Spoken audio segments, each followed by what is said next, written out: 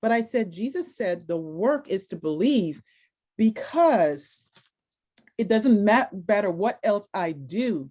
If I don't believe, everything that I do is I'm doing it in my own strength. Everything that I do, everything. And that's why both in the Old Testament and the New Testament, Jesus warns about this thing. He said, you can do all of this all you want, even pray to me all you want. But if you don't believe, if you're not truly, and this is where worship begins, if you're not in union with me, if you're not abiding with me, all of this is nothing. Because even when we went through Jeremiah, he said, don't even pray for these people. Don't fast for these people, because their heart's not with me. And that's why I posted the meaning of cry, because sometimes the loudest cry comes from the inside. Hagar was crying. Her son was crying because they were starving and dying, basically. And it says God called from heaven and said, I've heard your son crying. You know what I'm saying? Because sometimes when somebody's crying, like, oh, they're just so weak, they don't have any faith. And we get into this kind of thing and we're going, how do you know what God is hearing?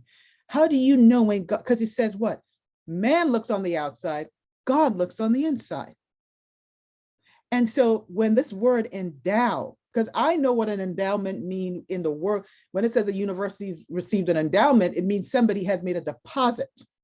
Somebody is coming and says, I'm writing this university X amount of money, and we're going to endow.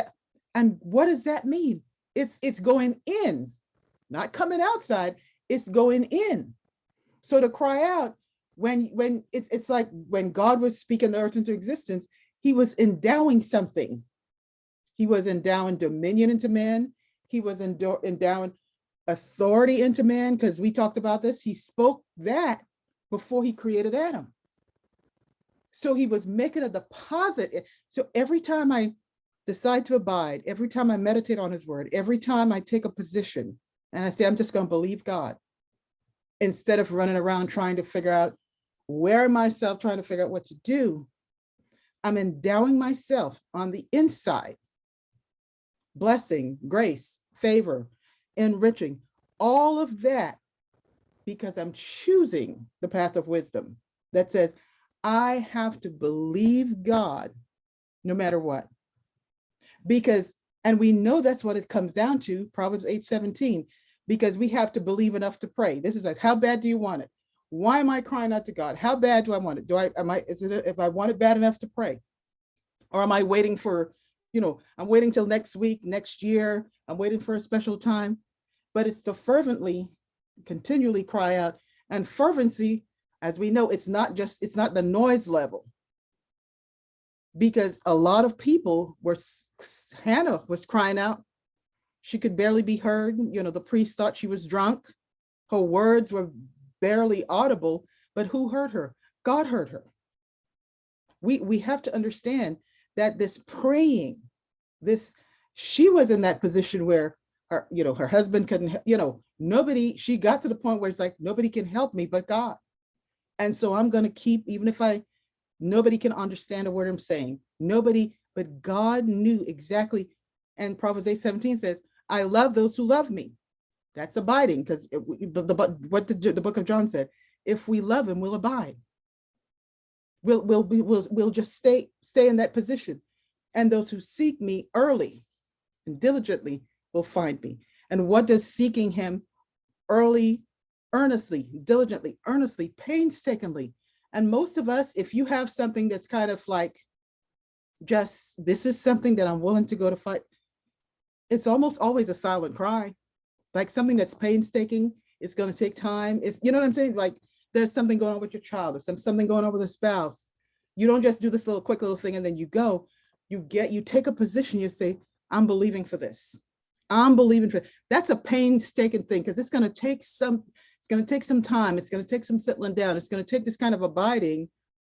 And we can't let anyone or anything ever convince us that, just my little quick, I'm just going to look quick little this and God just, but it's the saying, it's the, I'm praying, but the fervency, the fire of my prayer, the urgency, the continuity, How long am I willing to pray? How long am I willing to believe?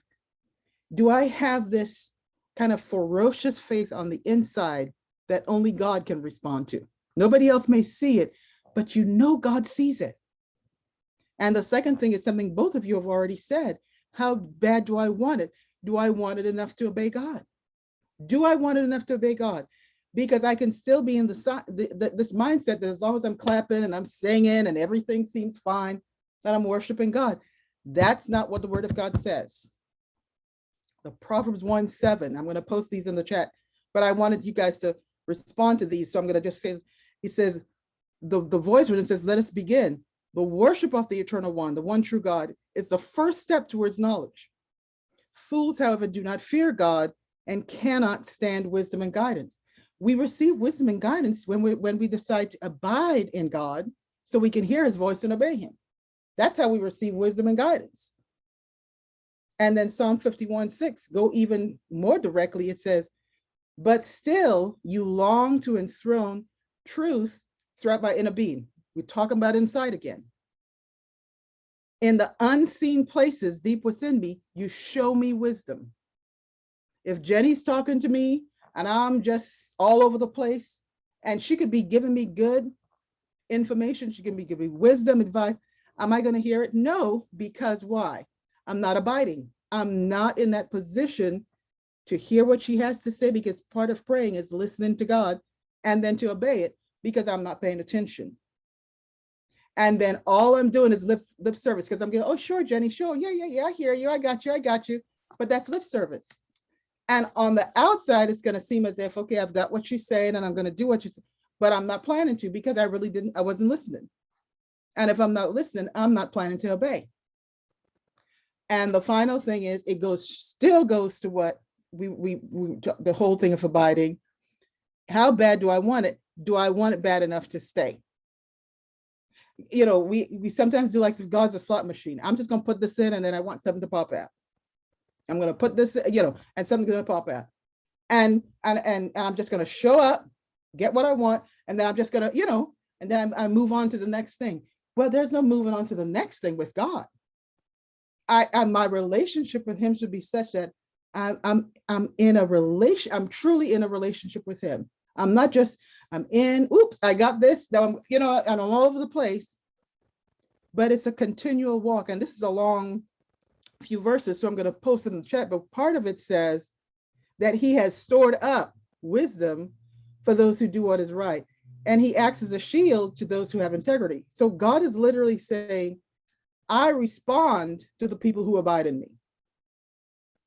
I'm the protector, I'm the shield, just like when he showed up for Abraham in 15, and in Genesis 15:1, he says what? Says some time had passed, but he says, basically, I'm with you. I'm going to be the shield. I'm going to be the one that rewards you. And he said that when Abraham had nothing, no child, nothing was, but that's when the word started speaking to Abraham to let him know that God was going to be this person that he has to stay in relationship with to get that promise. And we know Abraham's journey was a lot of issues went on there, but God was still faithful. And why was he still faithful to? Because Abraham stayed, even after when he messed up and not believing God with the promise of the son, Isaac, and had Ishmael, and God told him, trust me, go ahead and send this kid out. I'm going to take care of him. Abraham chose to obey. So he always went back to that obedience. He always was willing to stay in that place with God. And I think we underestimate the power of just being able to stay, because we're not in a society anymore, whether it's church, believers or not, we're not good at staying put. We're not good. And I'm not just talking about physically staying put. Like most people, like your mind can't shut down when you try to go